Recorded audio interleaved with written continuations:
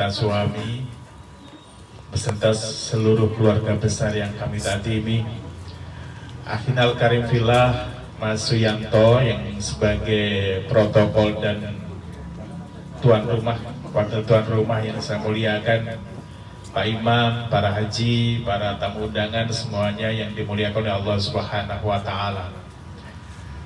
Ibu bapak yang saya muliakan, para ulama membagi nikmat itu menjadi dua bagian yang sama-sama harus kita syukuri, kedua-duanya itu. Yang pertama, nikmat Allah yang disebut dengan daf'ul bala, dan yang kedua, nikmat Allah yang dinamakan jalbul manfaah. Apa nikmat Allah daf'ul bala itu? Nikmat Allah yang dinamakan dengan daf'ul bala itu adalah nikmat karunia Allah yang diberikan kepada kita dengan jalan Allah menghindarkan kita dari musibah-musibah. Alhamdulillah. Bapak Ibu datang ke sini dari rumah memakai kendaraan, bannya nggak bocor. Ini adalah nikmat Allah daf'ul bala. Bapak Ibu silaturahim jauh gitu, ada jalan-jalan yang berlubang, kemudian Bapak Ibu numbur jalan yang berlubang itu dan tidak jatuh. Ini adalah nikmat Allah berupa daf'ul bala yang harus kita syukuri. Hari ini kita hidup di rimbu bujang, jauh dari banjir, tidak ada puting beliung, tidak ada tanah longsor. Ini adalah karunia Allah yang diberikan kepada kita yang berupa daf'ul bala yang harus terus kita syukuri dengan lafaz alhamdulillah. Kemudian yang kedua adalah nikmat Allah yang dinamakan jalbul manfaah. Apa itu? Nikmat Allah jalbul manfaah itu adalah karunia Allah yang diberikan kepada kita dengan jalan Allah mengasih nikmat-nikmat berupa manfaat-manfaat yang bisa kita rasakan. Seperti kita sehat, alhamdulillah. Kita bisa bersilaturahim, alhamdulillah. Bisa naik pangkat seperti Mas Wimboko ini, kita syukuri bersama. Beliau sekarang menjadi Direktur Intel dan Keamanan di Polda Riau. Alhamdulillah. Ini adalah nikmat Allah yang harus kita syukuri bersama. Bapak Ibu yang saya muliakan, yang pertama-tama saya tadi menyambung dari Mas Wimboko, ini pesan yang sangat mendalam. Apa yang disampaikan Mas Santo tadi itu benar sekali. Beliau menyampaikan bersyukurlah kepada yang hadir di sini bagi yang orang tuanya masih ada, bagi yang bapak ibunya masih ada atau salah satunya masih ada, bersyukurlah. Cepat-cepatlah datang, kalau kemarin masih lupa, sungkemlah kepada beliau berdua, minta maaf, minta restunya atas segala cita-cita kita, berterima kasihlah atas segala yang pernah diusahakan kepada orang tua kita. Karena di hari yang sama nih, saya yakin sudah dirasakan Mbak Woro, Mas Kongko, Pak Wimboko, hari yang bahagia itu, tapi di sisi lain dadanya itu sesak. Ada yang satu hal yang menyisakan dada, yaitu tidak bisa bertemu dengan orang tua tercinta. Betul Pak? Betul. Bagi yang orang tuanya sudah meninggal dunia Pak, hari-hari Idul Fitri ini ingin rasanya mencium pipi kedua orang tua kita, tapi nggak bisa.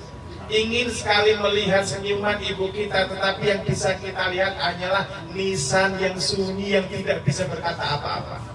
Bagi orang tuanya yang sudah meninggal, ingin sekali rasanya kita memeluk ayah kita, tetapi itu tidak bisa lagi. Kita hanya bisa datang ke makamnya dengan tetesan air mata yang tidak akan bisa mengembalikan mereka sedikit pun. Betul Pak? Betul Pak?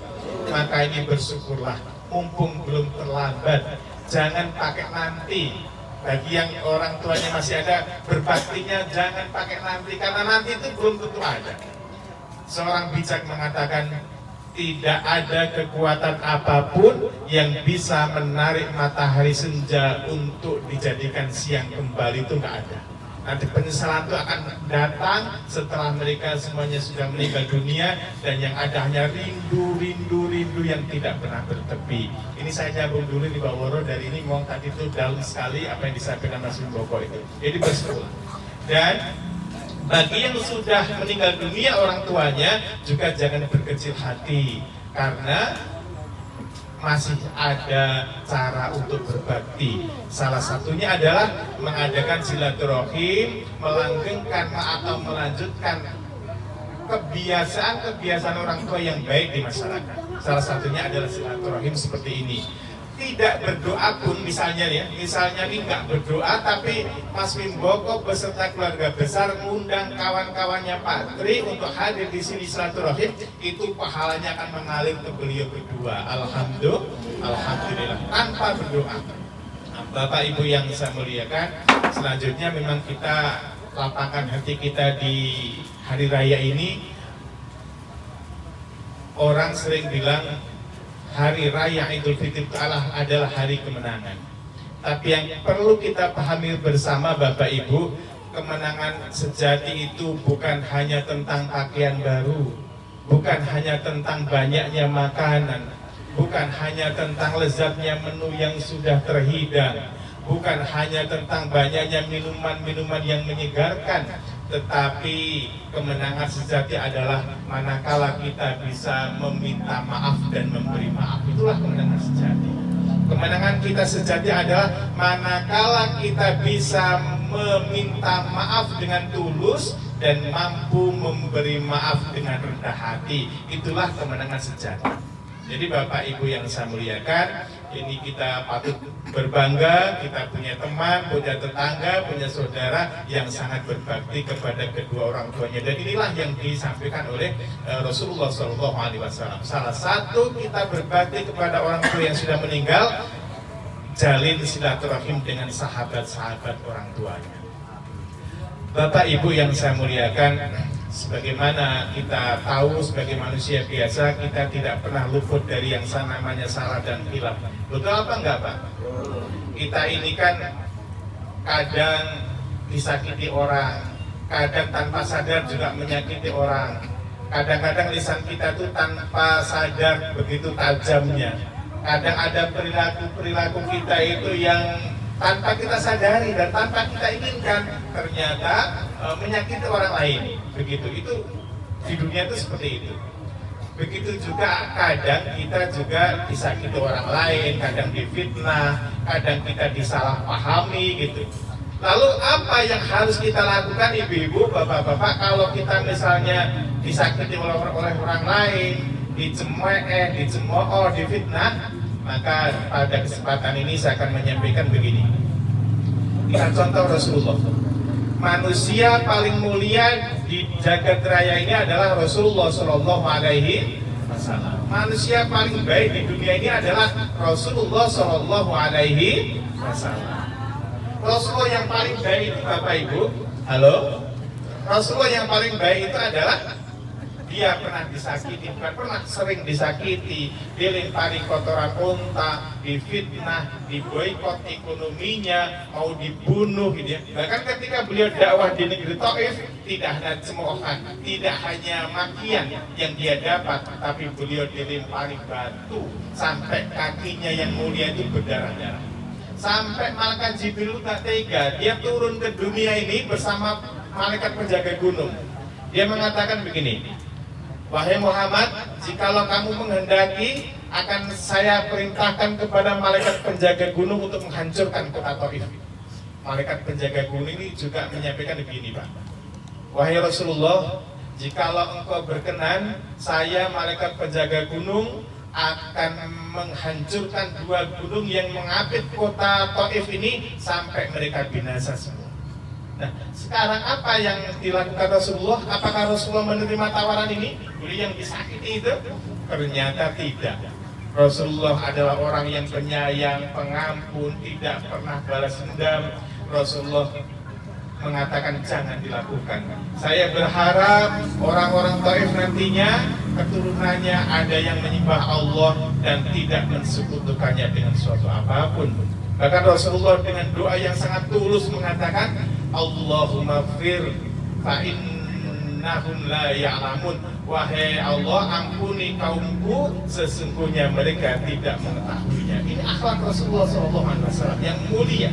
Lalu bagaimanakah dengan diri kita yang hari-hari penuh dosa, penuh maksiat? Akankah kita itu berat untuk memaafkan saudara-saudara kita? Rasulullah SAW menyampaikan, tidak halal bagi seorang muslim untuk mendiamkan saudaranya lebih dari 3 hari, Bapak. Jadi kalau mau marah, kalau mau baperan, mau diam-diaman itu maksimal 3 hari. Kemudian tidak akan masuk surga, la yadkhulul jannah qati'ur rahim, tidak akan masuk surga orang yang memutuskan tali silaturahim. Jadi bapak-bapak, ibu-ibu, relakah kita kehilangan surga hanya gara-gara kita itu sombong tidak mau memberikan maaf? Relakah kita akan kehilangan surga hanya gara-gara ego yang menggunung di hati kita, kemudian kita tidak mau meminta maaf? Nah, inilah harus kita renungi. Bahkan kalau perlu saya punya ungkapan hikmah mengatakan begini, Bapak Ibu, kun kazahroh tukti idoroha walau liliyadil lati sahakotha. Jadilah kalian itu seperti bunga yang senantiasa memberikan keharumannya meskipun kepada orang yang telah menghancurkannya. Jadi ini Mas Bimbo, jadilah kalian itu seperti bunga, lakukan yang terbaik, kemudian menjadilah orang yang penuh kebaikan, penuh memberikan kemanfaatan kepada siapapun, termasuk kepada orang yang berbuat salah kepada kita, termasuk kepada orang yang telah berbuat buruk kepada kita. Berat memang ya kan, berat banget dong. Kalau yang bilang ringan tuh kayaknya bohong, kan? Itu berat untuk yang kali ini. Tapi memang kita harus terus belajar agar diri kita tuh bisa memiliki jiwa-jiwa perkasa yang tidak pernah dendam dengan siapapun. Amin Allahumma amin. Kemudian selanjutnya saya mengutip tadi dari Mas Yanto, sahabat saya Mas Yanto tadi menerangkan tentang keluarga Mbak Triswanto ini, Masya Allah. Di mana saya jadi ingat satu riwayat Mas Yanto, dan riwayat ini kok ada semua dalam keluarga ini gitu. Riwayatnya begini, mangkana lahu jahun falyatasodaq bijahi. Barang siapa yang memiliki pangkat jabatan dan kedudukan, maka bersedekahlah dengan pangkat jabatan dan kedudukannya ini. Nah, ini di keluarga Pak Tri ini ada yang punya pangkat jabatan dan kedudukan. Yang kita sebut saja hari ini adalah Mas Bimbo ini. Maka falyatasodaq bijahi, Mas. Bersedekahlah, berbuat baiklah dengan pangkat jabatan dan kedudukannya. Ini agar bapak kita seperti Pak Tri Swandono.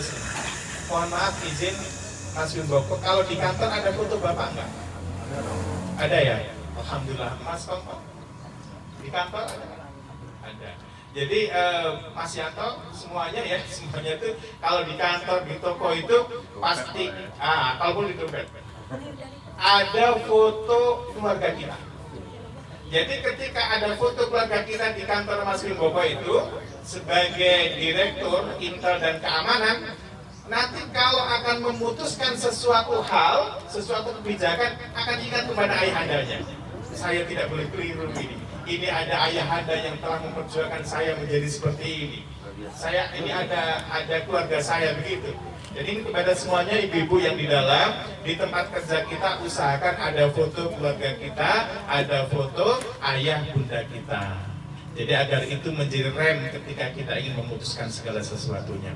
Kemudian yang kedua, tadi disampaikan oleh Mas Yanto itu ada riwayat mengatakan begini, mangkana lahu malun falyatasodaq bimali. Barang siapa punya harta maka bersedekahlah dengan hartanya. Ini sudah dilakukan semuanya. Bahkan tidak hanya hari ini, berulang-ulang kali senantiasa bersedekah, senantiasa berinfak. Ini tentu akan mengibaratkan Bapak Triswandono sekalian di alam barzah. Amin Allahumma amin.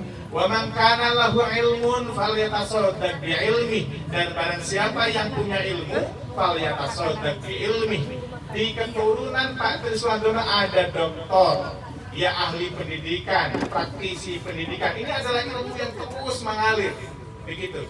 Jadi Bapak Ibu, dan ini bagi Mbak Woro juga luar biasa. Saya sampaikan gini, misalnya Mbak Woro itu besok meninggal dunia, misal ya Mbak, Mbak Bapak ya, amin, malah amin gitu.